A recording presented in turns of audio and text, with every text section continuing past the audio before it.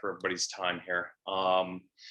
So this is the Childhood Cancer Community Webinar, Childhood Cancer Prevention Initiative 1 year later.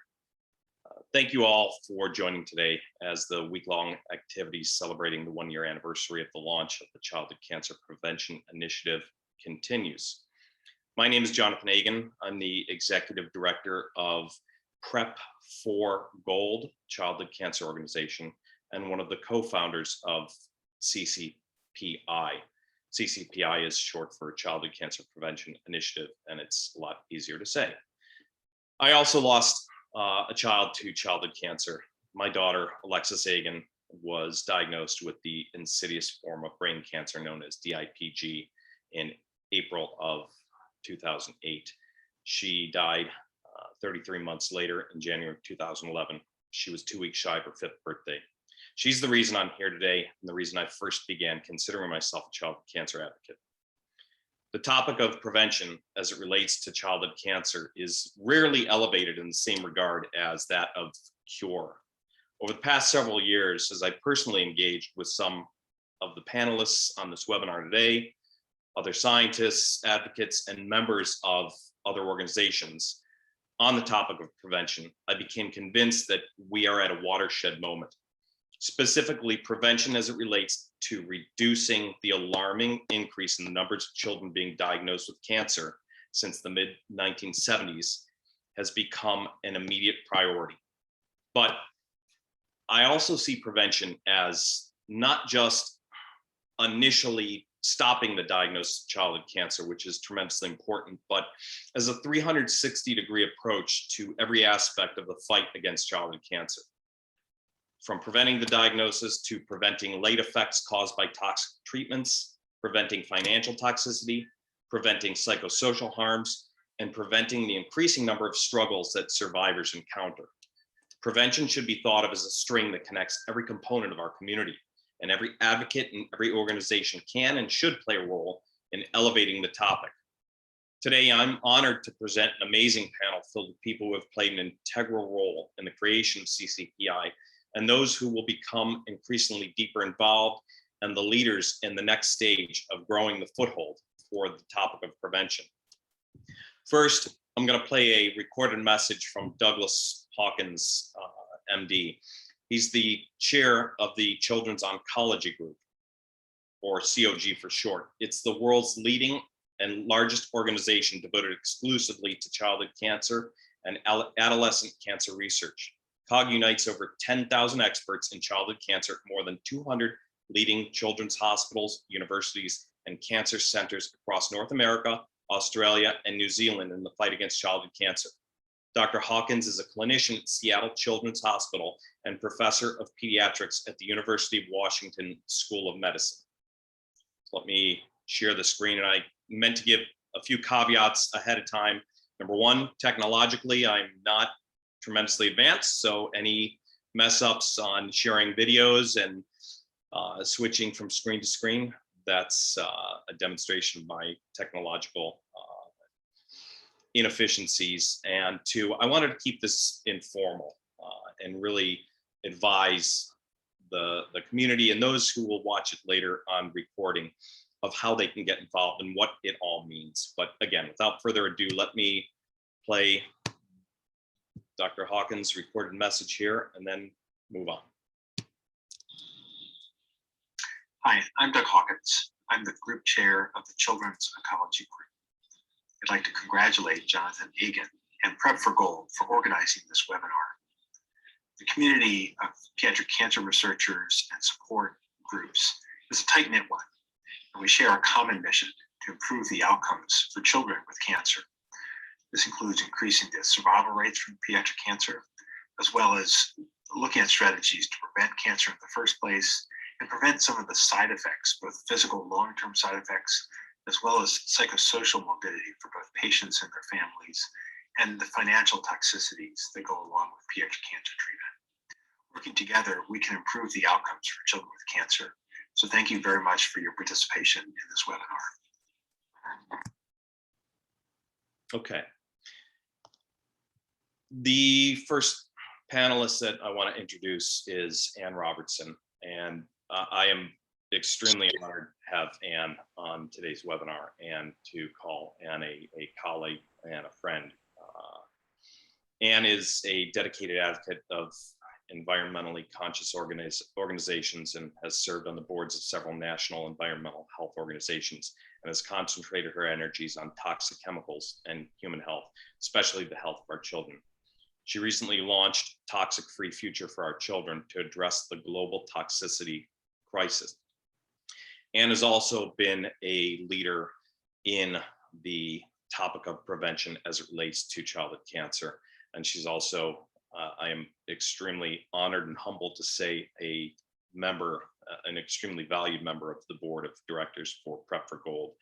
And I couldn't be more thrilled to present her today to everybody here. Without further ado, let me turn it over to you, Ann. Oh, well, I'm honored to be on the board of Prep for Gold, and Jonathan and I met a number of years ago through a gentleman who sadly died 2 years ago from cancer, but his name was Richard Plotkin. Richard Plotkin and I met probably about 8, maybe 10 years ago. Richard was quite initially quite a challenge. He was in his former life was an asbestos litigator until pretty much retired shortly after his oldest grandson, who was 4 at the time, was diagnosed with a rare form of pediatric cancer. To his credit, Richard, really, and as I say, for all intents and purposes, he retired, very shortly after and started a foundation called the Max Cure Foundation. His grandson's name is Max, and I'm happy to say he is a childhood cancer survivor. I think he's probably in college at the moment, but he at the time was it was a pretty rare form of cancer, so they were not sure of the outcome. But so he started the foundation focused on cure. I was at the time when we met, I was on the board at Mount Sinai Hospital, center started by Dr. Phil Landrigan, called the Mount Sinai's Children's Environmental Health Center. I was helping, and other board members were helping to fund research to prevent cancer and other childhood chronic illnesses that have escalated in the last 30 to 40 years, among them autism, learning disabilities, obesity, diabetes, ADD, ADHD, and others. So when we initially were introduced, it was quite a unique meeting, to say the least. I am more on the, progressive Democratic side. He was more on the conservative Republican side. But what was amazing was that we found a lot of common ground in the fact that he cared deeply about his children, his grandchildren, and the welfare of many children. And while he initially thought there was not an environmental link to pediatric cancer, he was open to learning and hearing and meeting many people that are in this space, including Dr. Phil Landrigan and others that have devoted and dedicated their lives to preventing cancer and other chronic illness in children. So it was about 7 years after when he finally said to me, "You've worn me down. You're right. There are environmental links to pediatric cancer." And he said, "Join our board and bring prevention." And among some of the other folks I introduced him to was David Levine. David you'll hear more about is the co-founder of American Sustainable Business Council, is working to raise the bar with sustainable businesses, helping to reduce toxics is certainly among them, and other sustainable business practices. So when Richard mentioned that he was open to learning more about the business case, I introduced him to David Levine. And that meeting really culminated in, at the time, Jonathan was working with Richard Plotkin. So that's how we connected. So Jonathan and Richard, David and myself started to talk about, let's build and create a business, economic and business case. And that's how it started. And I'm excited to see that it's really now in its first year, after its first, just a year later after the business case and paper was released, that it's beginning to gain more momentum. Thanks, Ann. And just for the record, what was the nickname that Richard? Oh, the very first thing Richard said to me, and I kid you not, was, I hear you're a tree. This is 6 months after he'd been hearing about me and I'd been hearing about him. And we finally meet in New York. And he says, I hear you're a tree hugging environmental wacko. And why should I listen to you? And I said, game on. And he was to his credit, while he did not say that, he didn't say that disrespectfully. He said that with all due respect. He just wanted to be challenged. And he went many times outside of his comfort zone and didn't understand, but he kept coming back. I'd say, Richard, would you talk to this person? And he said, sure. So he was quite a unique human being, and we all miss him greatly, who knew him. Absolutely. One of my last conversations with Richard was about the prevention initiative. And, it was at that point when he was, close to the end of his journey with cancer. And he was convinced wholeheartedly as to what you brought and the entire fight that we've embarked upon. So, thank you for sharing that, Ann, and your everything that you've done to bring this initiative to this point it has been beyond foundational. So now I'm going to turn to David Levine, as Ann shared a little bit about David being involved in the beginning of CCPI, and I'm honored to have gotten to know David and work with him. And sometimes, quite frequently, he has to drag me kicking and screaming into getting things done. But he really has been the one who has taken the reins and really put everything together for the overall umbrella within the initiative. And it's been a great partnership, and looking forward to what grows out of everything we've done. And David is the co-founder and president of the American Sustainable Business Council. He's worked as a social entrepreneur for over 30 years, focusing on the development of whole system solutions for a more sustainable society through building strategic partnerships and broad stakeholders initiatives. Previously, he was the founding director of continuing education and public programs at the Graduate Center, City University of New York, from 1984 to 1997. David was founder and executive director of the Learning Alliance, an independent popular education organization. David is also principal partner at Miracle Springs Farm, a goat, dairy, and family farm in the Hudson Valley. And at some point, once COVID lifts, we are all invited to the farm for some goat cheese and wine, is my understanding. Without further ado, David, let me introduce you. Well, I've already introduced you, but take it away. Jonathan, thank you. I think, building off of what Jonathan and Ann was saying, is that we've got an incredible opportunity at this moment. I think what we understood in for the American Sustainable Business Council is really, in all of our work, and especially in this, is it just makes good common sense to prevent the wrongs, to prevent the things that are preventable. And it's incredible to think that there are, companies that are out there that are producing chemicals, that are producing products that are highly toxic, and toxic for our children, toxic for our families, for our communities, for the planet, and the like. And, when we have an opportunity to do business in a different way. And I think that's what drew us to this particular initiative, because, to understand that the science is there, that makes the connection between, environmental toxins, and childhood cancer, and that there is a way for those companies, for those enterprises, to be able to step up and move down a direction of safer chemicals, green chemistry, safer products, and the like, is that opportunity. And what we saw also is that what needed to get built here is that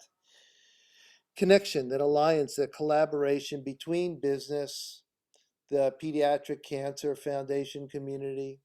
That's how it initially started. And then it grew to include, the advocates, to include the science professional, the health professionals. So this idea that cross sectors, that we can come together with a shared understanding of, the problems, around childhood cancer via toxic chemicals. B is that, together we can create a pathway towards a set of solutions. That's the opportunity. And through our work, through the work of the Childhood Cancer Prevention Initiative, what we're doing is looking at both how do we transform the practices of businesses? B is how do we get more money into research to further understand, causal factors? And three is then, how do we actually move public policy to regulate the toxic chemicals? And four, how do we move the policy and practices that will help us to incentivize, to drive better behavior by business? And, with that body of work, that's what we're going to continue to drive on, 1 year after the release of our childhood cancer report, which I encourage everyone to download as well. That was this kind of cross-sector collaboration. So with that, I'll turn it back to you, Jonathan. Thanks, David. I appreciate that further explanation. I do have one question for you that hopefully you can explain. Can you share a little bit about how ASBC engages with the business community to bring them into a more sustainable economic life with regards to some of the topics that CCPI has been engaged in, such as the removal of toxic consumer chemicals and yeah. Well, the three areas that, the report identified, was, proximity to toxic air pollution, paints and solvents, and pesticides. And so, for instance, the American Sustainable Business Council has a set of campaigns and initiatives, to drive better business practices, better business policies, around, reducing, eliminating the use of toxic chemicals, reducing their impact on climate, etc. Providing good workplaces, so across the board. So as a part of it, then, we sort of move to create the business and economic case around this, because all too often, the issues that we're confronting, there's been an argument made against, taking the precautions, and eliminating these inputs, that are driving some of the major problems that we're facing, whether they're the health problems or the climate problems, etc. And so what we try to do is, is understand that it's often a business case that's been made saying that, if you regulate toxic chemicals, it's going to be bad for business. If you move us away from fossil fuels, it's going to be bad for business. So, but at the same time, then we're able to do is to then educate and engage business leaders to make the business case that says, hey, it's actually good for business to provide consumers with safer and healthier products. It's good for business, and in the context of their workers and protecting their workers from, the kind of hazards that they have to work with. Right. So all these make good business sense and the like, and that's what we're trying to prove out. And we have the companies, whether it's the seventh generation, the Ecos, the Naturepedics, the Earth Kind. These businesses have proven that you can produce the products in a safer and healthier way. You can have products in the marketplace that consumers can feel confident about, that they try to be transparent in their practices, trying to, provide the disclosure around what's actually in their product. So they're responsible at every point throughout their supply chain. And so that's what we lift up to then make the case for more comprehensive policy and the like. So whether it's the policy to invest, in more research, or it's the policies to regulate, as I said earlier, toxic chemicals or incentivize better business behavior, et cetera. What we then use is the business leaders to step up and to make this business case before legislators at the federal and state level, in essence as a counter, but also as a way to shine the light on the path forward for us to all create a more just, healthier, and sustainable economy. I appreciate that. That really puts into context ASBC's focus, and frankly, from the standpoint of the childhood cancer community, there are companies, as you mentioned, like Ccpi, that are dedicated to reducing the diagnosis of childhood cancer. And Ccpi's been a great partner and support of the initiative and of Prep for Goal. I do have more questions, but I'm going to save them to the end. And if there are any questions from any of the attendees as well, we'll save those for the end, because there's a lot of questions that I think will give attendees and those who listen to the webinar a really good feel for where the initiative came from, where it has been, and where it's going. So hopefully we'll be able to get to those, but I do want to get to our next panelists, because I'm extremely excited to introduce the next panelist, Dr. Greg Awney, who is an amazing human being, a childhood cancer survivor himself. I consider a friend in the fight, and one of the greatest voices that we have in the community, and just an altogether down-to-earth human being. Dr. Awney is the Greehey, and hopefully I pronounced that right, Distinguished University Chair for Cancer Survivorship in Children, the Stephanie Edlin Distinguished Professor of Pediatric Cancer Research, and a tenured Associate Professor of Pediatrics. His experience in pediatric cancer spans over 30 years and encompasses his own patient experiences, research in experimental therapeutics, and clinical care of pediatric oncology patients and long-term survivors. He is a national and international leader in childhood cancer advocacy and serves the advocacy community in several leadership roles. He's a member of the National Cancer Institute Pediatric Leukemia and Lymphoma Steering Committees, the National Cancer Institute Patient Advocacy Steering Committee, the Leukemia and Lymphoma Society Board of Trustees, the American Childhood Cancer Organization Board of Directors, and the Scientific Advisory Board for the Canines and Kids Foundation, as well as being a childhood cancer survivor himself. So welcome, Greg. Thank you for joining. Yeah, thanks, Jonathan. And I consider you a friend too. So I really appreciate the invitation to speak and kind of give my perspective on prevention as it relates to childhood cancer. So as Jonathan noted, I'm a survivor. And so one of the things I learned very early on as a survivor is just the toxicity associated with our treatment. So I was diagnosed with Hodgkin's lymphoma as a 16-year-old, which is now a long time ago, fortunately. But it was a life-changing event for me. And the way the disease was presented to me at the time was to just get through the treatment. Life would return to normal, and you go on about your way. And what I can say now, 30 years later, is that's not really a realistic view of cancer, especially for children. Cancer is a lifetime diagnosis. When I talk with my patients in my survivorship clinic, I talk with them about how it's a lifetime diagnosis, and they need to anticipate and expect that they will see an oncologist or someone with oncology expertise for the rest of their life, at least annually. And so what I learned from the early experience of going through chemotherapy was just that chemo is very toxic in the acute phase. I think most people understand this. People understand that chemotherapy causes nausea, vomiting, hair loss, other side effects, and I really bore the brunt of that. At one point, I would throw up 24 to 48 hours during every chemotherapy treatment.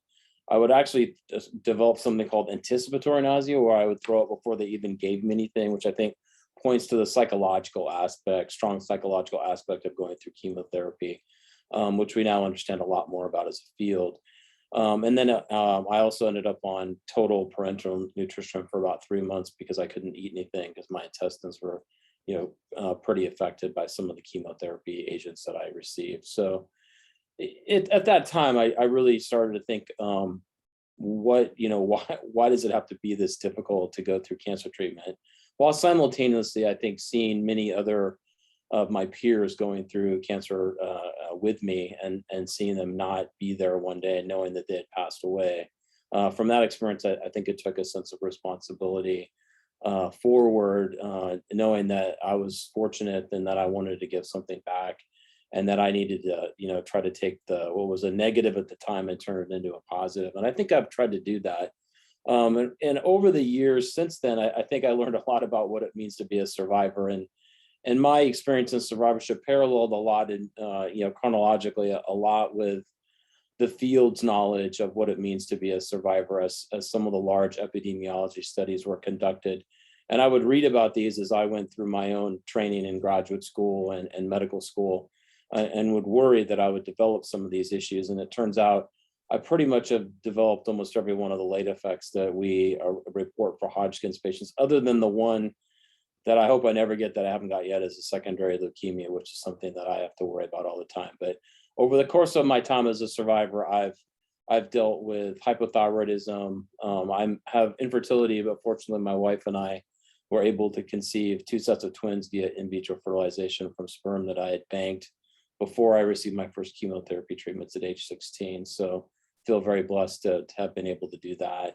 I've had open heart surgery to replace my aortic valve and bypass 3 blocked coronary arteries. I have had several skin cancers removed off my back. I have pretty severe pulmonary fibrosis or scarring of the lungs and pulmonary artery or pulmonary hypertension because of that. And I've had a couple of 2-week admissions to the ICU for, fairly routine viral pneumonias, but not so routine in someone like me. And then during the COVID pandemic, I've had to be super careful, and thankfully have avoided that and was really thankful to be able to get the vaccine last December when it came out. I subsequently developed diabetes and have had a mild stroke. And then I still have I have a second heart valve that we're watching that may likely require surgery in the next couple of years. And so for me, I've learned what it means to be a survivor in the modern era of oncology. And I've focused on that with both my clinical interest of taking care of survivors in our survivorship clinic and developing programs for the community in San Antonio, but then also doing research in the lab focused on that aspect using mouse models to study how cancer treatments damage the heart and other organs, and then also to develop novel delivery mechanisms and treatments that hopefully will not target the heart in such a deleterious manner. And that's what I do with my time. But in terms of, this initiative, I think it's particularly intriguing to think about cancer now, because we're at a kind of an inflection point in the history of childhood cancer research and treatment of children, in that we've gone from 10% survival in probably in the 30s and 40s to over 80% 5-year survival. But what's pretty clear, at least to me and I think some others, is that our gains in 5-year survival rates are actually starting to plateau, and that's because we just we're left with the really difficult diseases to treat.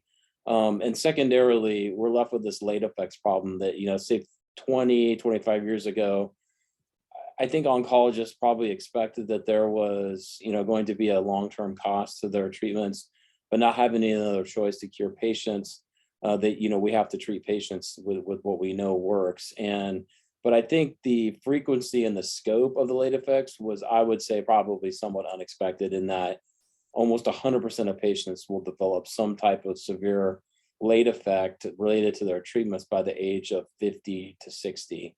So that's a relatively young age in today's modern world. And so going forward, we have to think about how are we going to approach the 20% of patients that unfortunately we don't have good treatments for still, but also what are we going to do about this survivorship issue And there's two things to think about. It requires a different mentality than we've used for the last 80 years.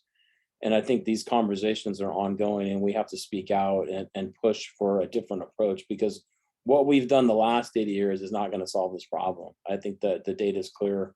Can we, moving forward, as we learn more about pediatric cancers, is there something we can do to prevent it in the first place? In the adult world, there's been tremendous gains in preventing certain types of cancer that aren't really translatable or replicatable in to the pediatric population, because the way tumors arise in children are different. Largely, I think, the dogma has been that we can't prevent childhood cancer, but I don't know if there's any hard scientific data that supports that notion. I think it's just understanding how adult cancers evolve, and knowing that childhood cancers are different. People have made that leap that it's not possible. But as we understand more about childhood cancers, I think there's a definitely an opportunity where we could do that. Additionally, prevention to me means preventing late effects. So as we move forward in our studies in the future, a huge area of emphasis needs to be lessening treatment exposures, developing new medicines that don't carry late effects, because what we want long term in our field is rising survival rates, and patients that survive, but without the late effects, so that they can thrive. And that's a tall order, but I believe in today's modern world, with the scientific tools that we have at our disposal, that is not an unreachable goal. It won't be easy, but I think it's something that, as we enter a new era of pediatric oncology and childhood cancer research, that's possible. It's this vision is what the vision was, different than the vision we had 70 years ago, where it was, we just want to cure patients. Well, I think we've done that to a level that now we've created another problem. So it's going to take initiatives like this to try to push the researchers and the clinicians to think about this differently as we move forward. Because if we just keep doing the same thing that we've been doing for the last 7 to 8 decades, I don't know how much more gain we're going to get out of that. I think we have to take a different approach. And so with that, Jonathan, I would wrap up my time, but just thank you for the opportunity to kind of give my perspective for this group. Thanks, Grant. Your perspective is invaluable on so many different levels. First, as a survivor yourself, and watching all of the issues that you've dealt with in your own health over the last number of years has really been a demonstration of how challenging the entire field of survivorship is, and how much more of a focus we need to have on preventing these late effects.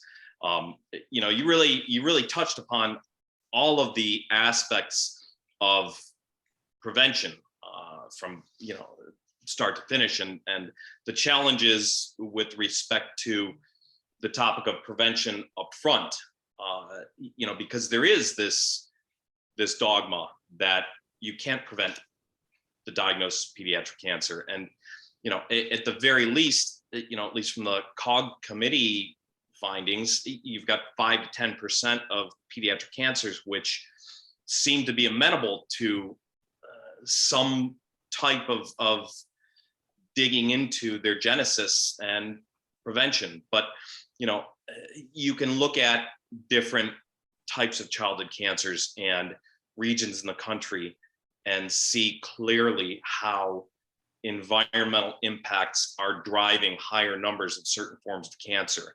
And given the appalling increase of the number of kids being diagnosed on an annual basis since the mid 70s, the percentages are shocking. I think, from the last numbers I saw, it's up to like 41% increase in the number of kids being diagnosed a year. So, with people like yourself on board, I think we're really going to bring this topic into focus. So I appreciate everything that you're doing. And I do have some further questions if nobody else has any in the end that we'll save, because I do want to move on and introduce two final panelists, one of whom unfortunately wasn't able to be here, but we'll hear a statement read from her daughter. The Patty Gustafson unfortunately couldn't make it, had an appointment that she couldn't change. And her daughter Bridget, who I'm extremely thrilled to start to get to know a little bit more and hopefully work deeper with, is here today. And I'll introduce her more completely in a second. But Patty, who you'll hear a brief statement that she wrote, is the executive director of the Swifty Foundation, who's doing incredible work and is going to become more deeply involved in CCPI. It was started by her son, Michael, before his death from medulloblastoma in 2013.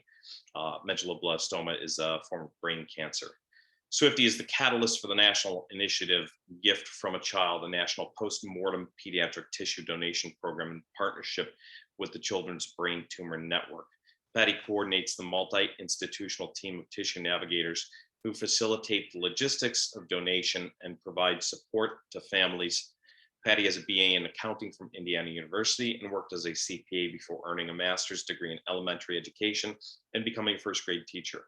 While raising her 3 children, she served on the boards of the Ouncer Prevention Fund and the Gustafson Family Foundation. Since Michael died, her full-time professional efforts have been devoted to the mission of the Swifty Foundation. And you know what, I'm just going to introduce Bridget as well, since she's going to be reading a statement from her mom, and then I can ask Bridget a few more questions as well. Bridget graduated from UC Berkeley in 2020 with a degree in molecular environmental biology and minors in human rights and forestry and natural resource management. That's quite impressive in and of itself. She's the co-founder of Herbicide Free Cal, which is now a national campaign that works to eliminate toxic herbicides from school campuses through the collaboration of students and grounds crews. After graduating, Bridget moved to rural Louisiana, where she is working as the garden and nutrition coordinator at a workforce development program focused on serving youth that face systemic barriers to employment. She also serves as the board secretary of the Swifty Foundation, an organization started by her twin brother that seeks to raise money and awareness for pediatric brain cancer. So without further ado, let me introduce Bridget, and I guess we'll start with what your mom prepared for today. Thank you for being here today, Bridget. Great, yeah, thank you so much for having me. It's been a pleasure to hear previous panelists and to be here. So I have the wise words of my mom that I will get to share with you, wishing that she was here, but her words speak loud. So I'm just going to read it as if I'm her. So I want to thank Jonathan and everyone behind the Childhood Cancer Prevention Report for the tremendous work they've done in shining a light on very practical choices families can make that can lower their children's exposure to harmful chemicals. It's such a missing piece in preparing new parents for welcoming a baby into the family. You learn about breastfeeding, car seats, no bumpers in the crib. You take the infant CPR class. Later, you put the safety locks on the cabinets with the cleaning products and safety gates on the stairs. But nobody's bringing up the paint that you decorated the nursery with, or the chemicals in the seat cushion of that car seat you put them in, or the weed killer sprayed at their school playground. Would things have turned out differently for my Michael if we had paid attention to these things? My son, Michael, was diagnosed with medulloblastoma while living his beautiful life as a 10-year-old first-place state gymnast, tremendous Harry Potter fan, huge prankster, and best pals with his twin sister, Bridget, that you'll hear from in a bit. And after brain surgery, chemotherapy, and radiation, we had a year and a half of hopeful, almost normal living once that year of treatment was over. And then the devastating news of recurrence and the knowledge that Michael's chances of survival fell from 80% to just 5%.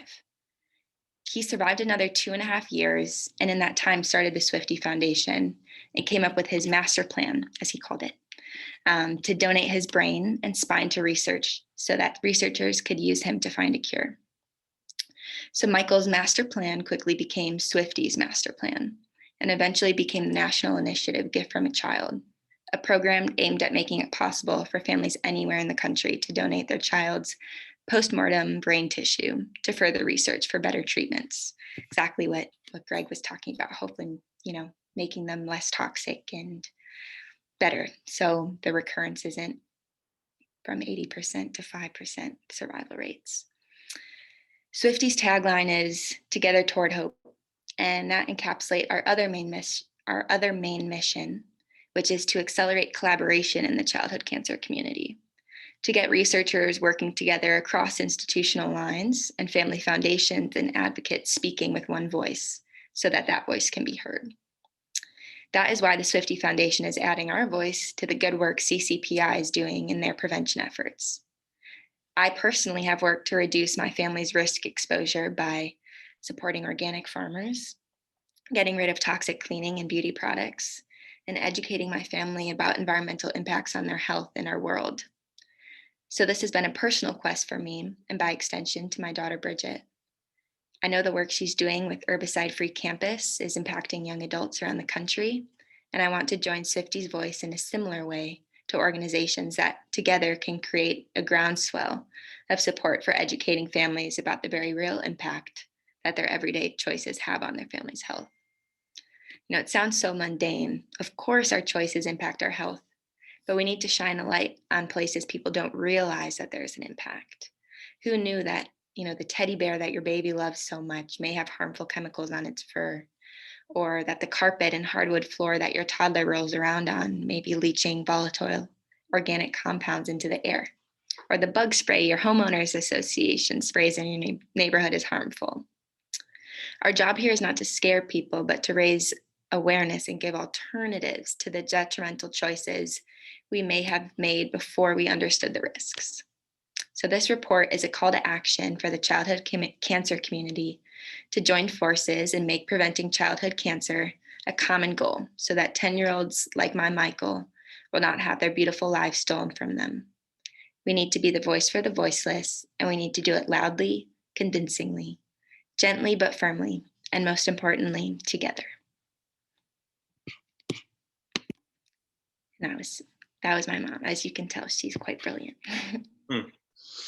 Thank you, Bridget. That was a great statement. We're sorry that she wasn't able to join in person, but that was fantastic. And I have to thank the organization CAC2, which is the Coalition Against Childhood Cancer, for initially putting your mom and I together after their annual summit to discuss CCPI and start to build the bridge to getting the Swifty Foundation involved in CCPI and helping to really bring this into the childhood cancer community. And I'm extremely excited for what we can accomplish together over the next year. And I see Ginny McLean's also on as an attendee. And I know that with your guys' involvement, it's going to be fantastic and really help. And then, I introduced you with your mom and some of the work that you've been involved in, which again, I'm excited to have your involvement and your organization's involvement as well. It's really humbling. What motivated you to start Herbicide-Free Campus? Yeah, so I played on the beach volleyball team at UC Berkeley and was an athlete, and had an experience one day at practice where our coaches told us, hey, if you hit the ball over on the side of the court, just don't go get it, just leave it there. They sprayed something this morning and we just got to leave it for 24 hours.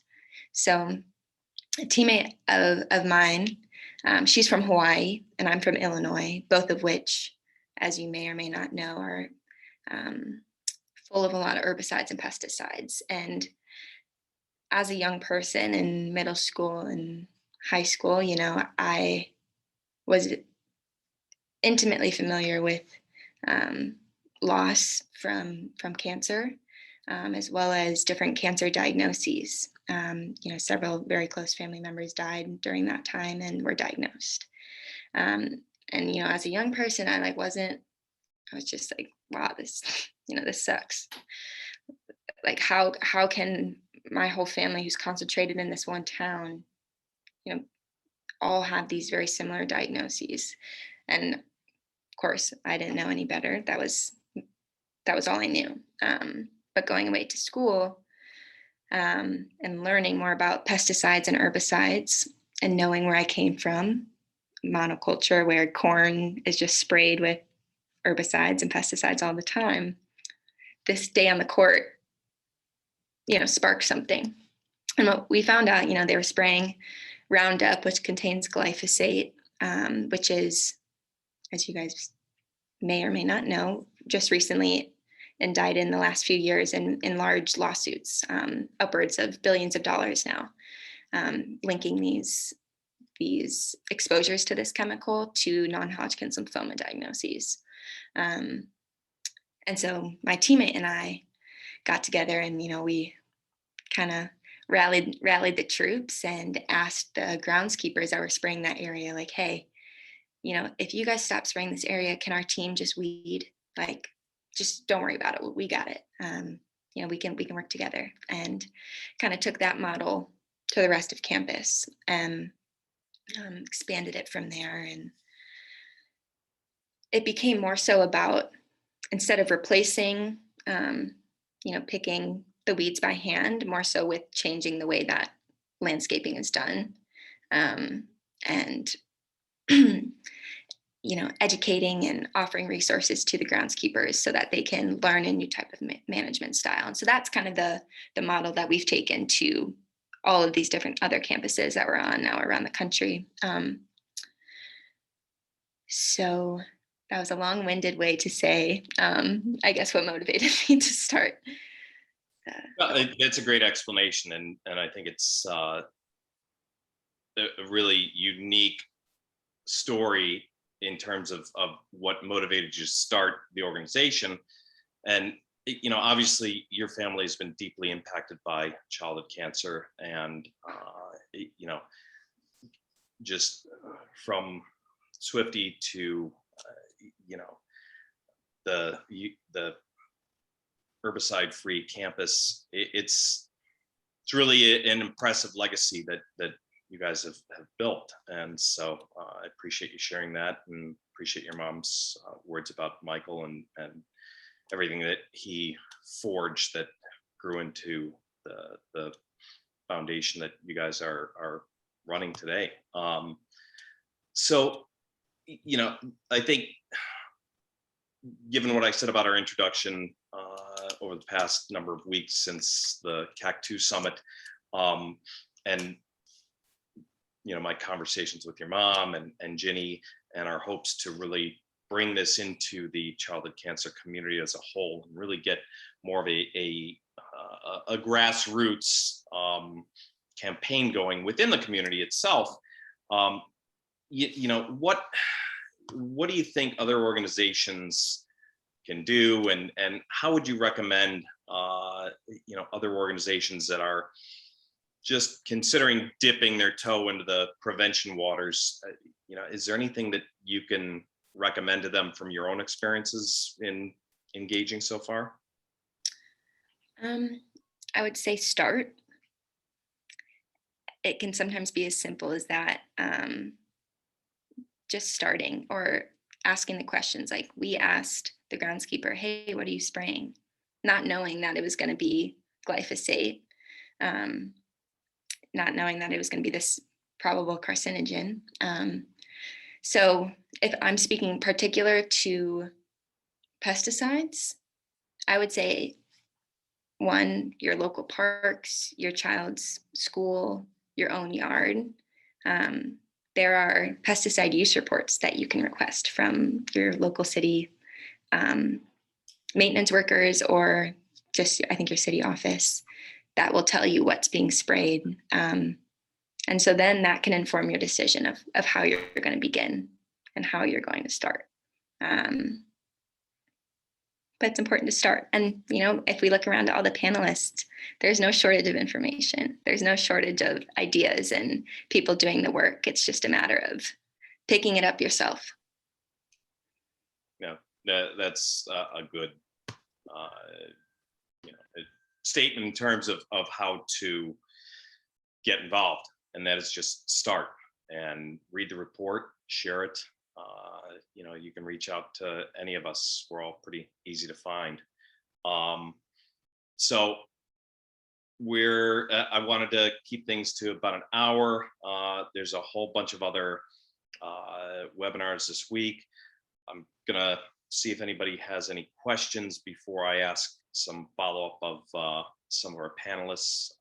Bridget, thank you so much for sharing about your organization and sharing about Swifty Foundation, your brother, and I'm just excited to continue to work with you guys. So I'll pause for a second here or two, see if there are any questions from anybody in attendance in the audience here. If not, I want to turn back to Anne. Actually, I'm gonna put you in the hot seat here. It's been a year since the report launched, and it's been several years since the initial concept of CCPI took root. Over the past year, what do you think are some of the biggest accomplishments or achievements of CCPI? And I can open this up to David as well. I think engaging, I think from the get-go and meeting, as we both knew Richard quite well. And personally, I was hearing conversations, more on the prevention side of it, as being on the board of Mount Sinai Children's Environmental Health Center, that are really focused on preventing, and i.e. through, reduction of toxic chemicals and understanding what are the carcinogens in some of these everyday, products and in our everyday world. So I was hearing these conversations on one end, and then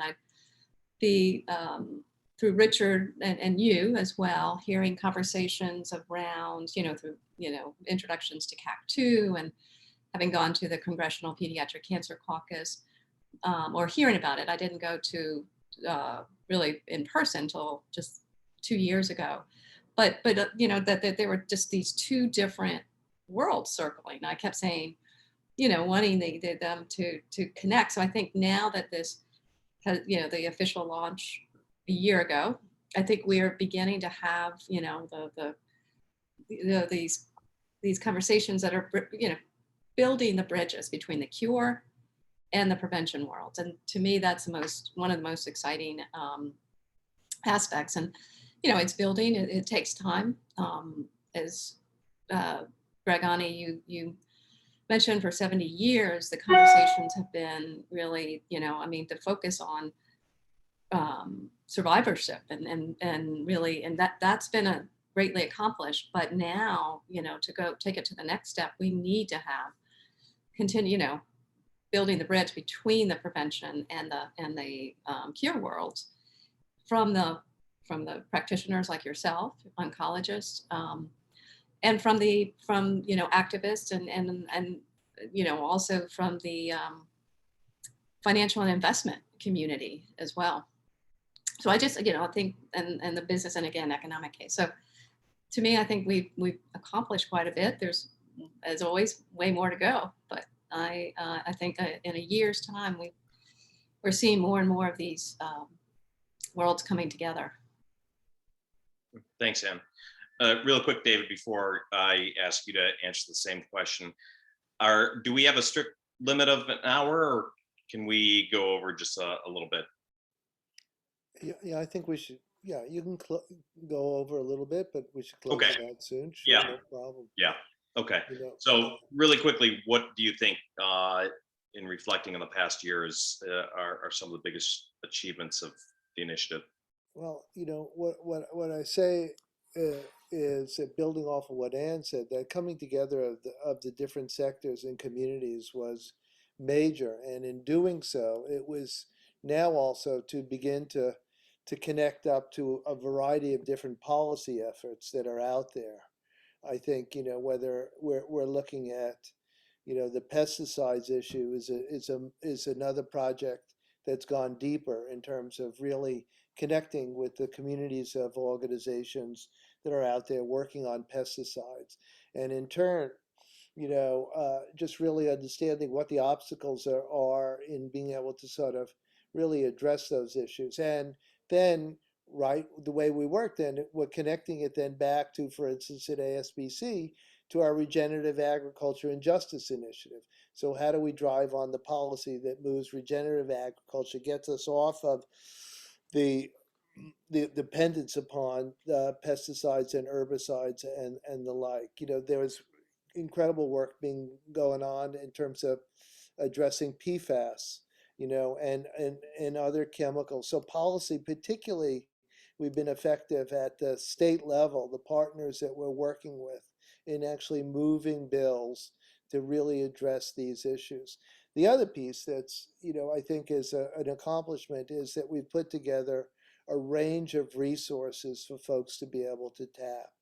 There's a great childhood cancer prevention video.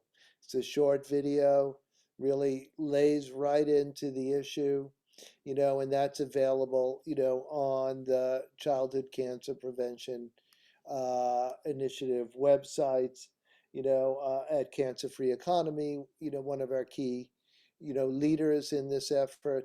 There's, a social media toolkit. There's a one-pager in English and Spanish. And then we have these sign-on efforts that we're really driving. So not only have we been able to sort of raise this issue up, build the coalition, get these resources out there, but I think we're really primed for this next level of partnerships to really drive this deep understanding of the need to eliminate toxic chemicals in order to get a pathway to healthy children, healthy families, healthy communities, and a healthy planet.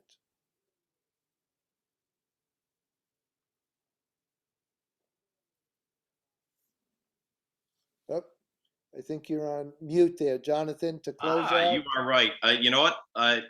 That's, I think, the first time I've ever done that in the Zoom world we've lived in. Sorry about that. I want to try and wrap up quickly here, but I do have two final questions for the other panelists, for Bridget and Greg.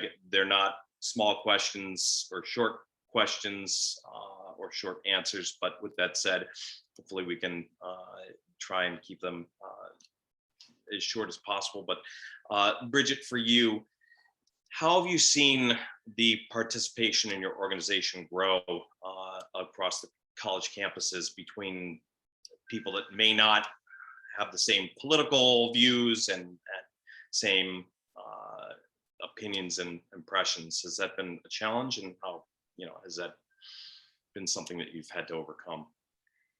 Yeah, I guess that the blessing and the curse of, childhood cancer and of herbicide use is that it's ubiquitous. And,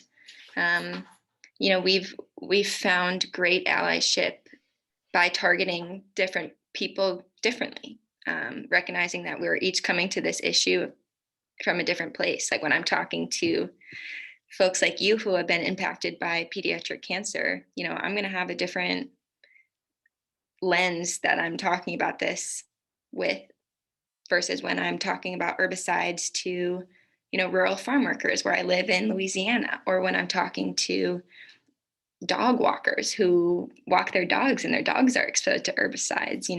There's so many different ways that we can come together to see things the same. It's just all these different looks and angles at it. So I think recognizing that maybe there's not a broad spectrum message that's going to target every single person, but there's ways to target a very broad audience specifically so that it feels important to them.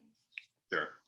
And that's one of the reasons why I message the topic of prevention as 360-degree approach, because you're not going to get everybody on board with respect to the environmental and toxic consumer chemical fight. And that leads me to what is my final question to Greg. What do you think we can do as advocates to bring the research and medical community and the traditional research and medical community into the conversation about prevention. Wow, that's a tough one. I think I think when during my time I spoke about the dogma of childhood cancer not being preventable. I think that's a big hurdle to get over. But I think that is looking at the issue primarily from just the actual prevention of the cancer in the first place. I think you've done one of the major, or you're taking an approach, which is one of the major ways I would attack it, and that's make it more about just that aspect of prevention, but preventing the devastation caused by childhood cancer, the late effects, the acute tox effects, the financial toxicity, the mental toxicity, the toxicity to families.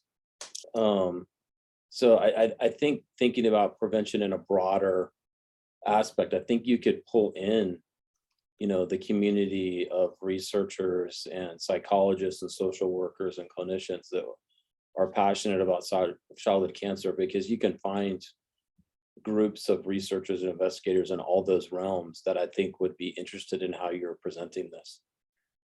So whether that would be, down the line, trying to, put together like a symposium that would incorporate those different aspects into it, with the, in some respects, it's kind of teaching them to look at this a different way.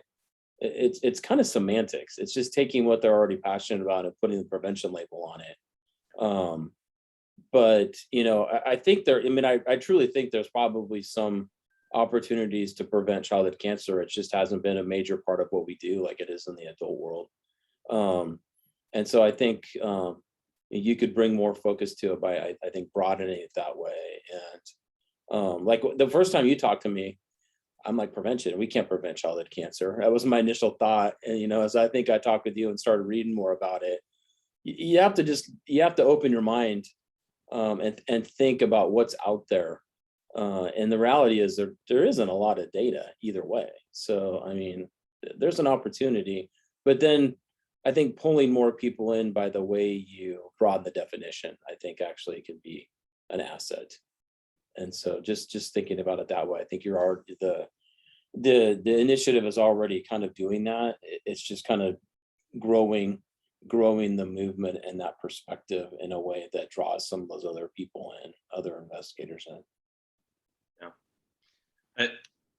It's a huge topic and a huge question. And I think, it really sets the stage for this next year, for the initiative, for the organizations within the childhood cancer community, for clinicians and researchers such as yourself, and all the organizations that have this topic in the forefront of their mind, because as you spoke earlier on, the needle, it moved rapidly for a period of time, and now it's stagnant for so many different forms of childhood cancer. And so, we need to start looking at other ways to move the needle forward. And I think, this topic of prevention, not only from, 360-degree approach throughout the course of the diagnosis, but,